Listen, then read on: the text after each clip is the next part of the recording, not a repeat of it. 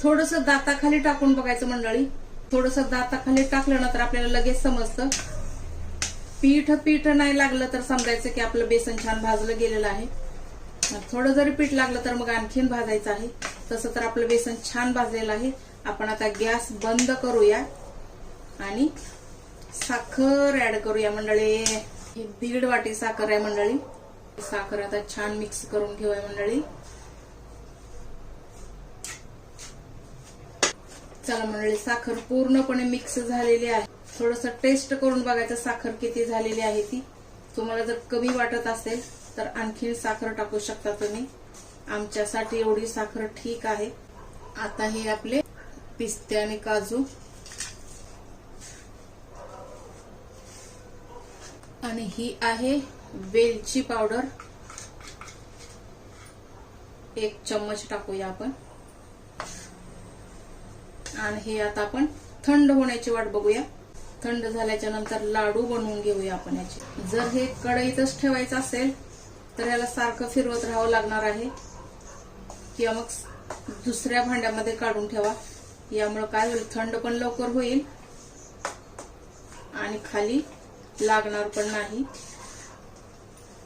मी याच्यामध्येच ठेवलेला आहे कारण मी सारखं फिरवत आहे मगापासून. चला मंडळी, आता आपण थंड होण्याची वाट बघूया. पूर्णपणे थंड झालेलं आहे. आपण आता लाडू बनवायचे आहेत. ह्याचा आकार तुम्ही तुमच्या आवडीप्रमाणे द्या, लहान किंवा मोठे. तसं तर हा लाडू छोटासाच बनवा, कारण आपण मोठा लाडू खाऊ नाही शकत. छोटे छोटे लाडू आपण असे बांधून घ्यायचे आहेत.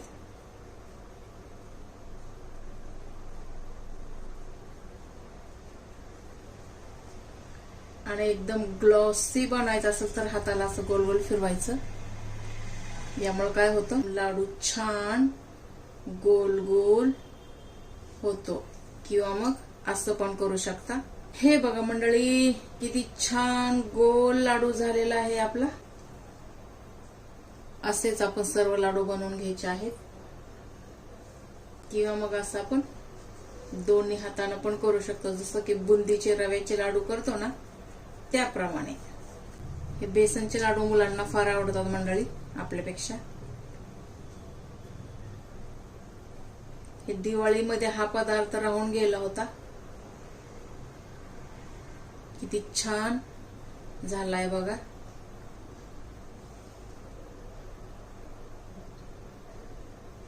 किंवा पटपट करायचं असेल तर आपण असं